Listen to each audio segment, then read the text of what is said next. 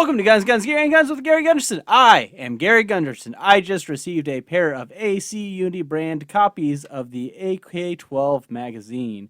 As you can see, they are built based on the Russian design, but there are some small differences. These are chambered in 545 by 39 and include a window which displays the round count in the magazine, which we will return to in a moment.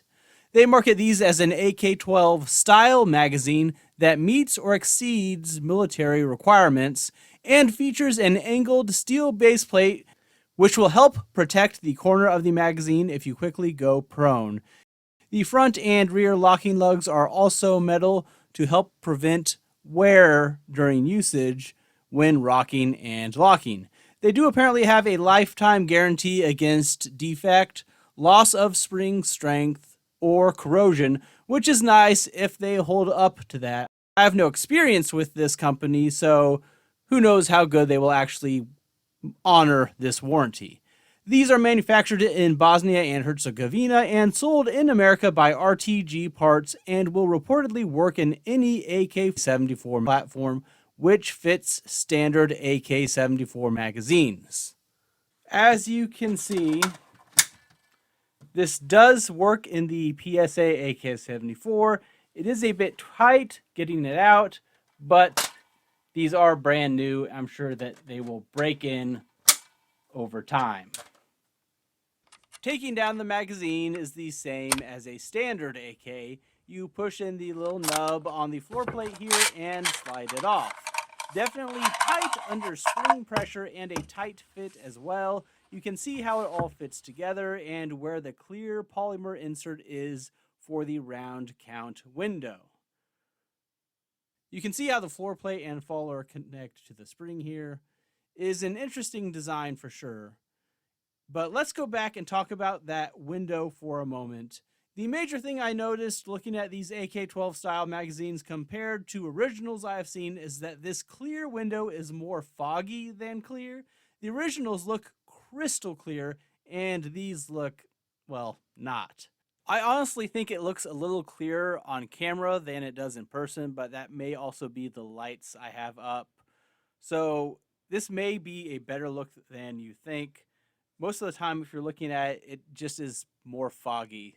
I mean, you can still see when it's loaded, but it's not as easy at a glance, and sometimes you may think, is that the tip of a bullet or is that part of the spring? And that's another thing. I just assumed that the markings 10, 15, 20, 25, and 30 would have the bullet tips at those locations depending on how loaded the magazine is. But it's actually the black follower above the spring. So when it's fully loaded, you can see the fully compressed spring at below the 30 and then the black follower there. And the same goes for the other loadings. Here you can see it with 25 loaded. Here again with 20 loaded. Then we have 15. And then finally we have 10 loaded. And you can see on each one the black follower is there. However, I think they should have just adjusted the windows so the bullet tips were at those locations where the markings are, because the black part is the hardest thing to see. I can kind of make out the springs, I can kind of make out the bullet tips pretty well, but seeing that exactly, especially in like the heat of a moment, would be rather difficult. You can say, well, the spring's there and it's where the spring ends. That makes sense. But when it's less compressed, it's harder to tell. So I just think that would have been better designed if the markings matched the bullet tips depending on how loaded the magazine is. And I don't know if this is standard for the real AK-12 magazines, but you would think they'd copy it pretty well. So I would assume that that is the legitimate setup, which I think is kind of a mistake. Which is disappointing because I feel like that's the coolest novelty of the magazine. Granted, I know people always say, how relevant would that be in combat? How are you actually going to take the time to look at the side of your firearm to check the mag to see what you have left? Yeah, but it's cool, okay? So I am a bit disappointed by that. Anyways, I haven't had a chance to really test these out as I just got them in today, and I wanted to get this out there. They feel like a pretty sturdy polymer and like they can take some abuse. Even when the magazine body is empty, it is still quite solid. One final note that I thought I would mention: after taking apart the magazine for the video, I was having a rough time trying to get the floor plate fully seated with the little nubs. Look at the one I have not taken apart versus the one I did.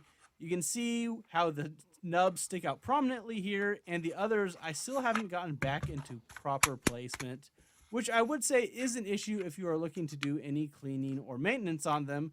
If it is difficult to get it back together, or you have to do it just right to be perfectly assembled, that can definitely be a problem. Maybe minor, it still seems to function fine with it like this, but I thought it was worth mentioning. Let me know if you have purchased these or are looking to purchase these in the comments down below. Please be sure to like the video and subscribe to the channel for more content. I'm trying to upload more via shorts especially, so be on the lookout for those and turn on notifications as people do not always get those. And thanks for watching.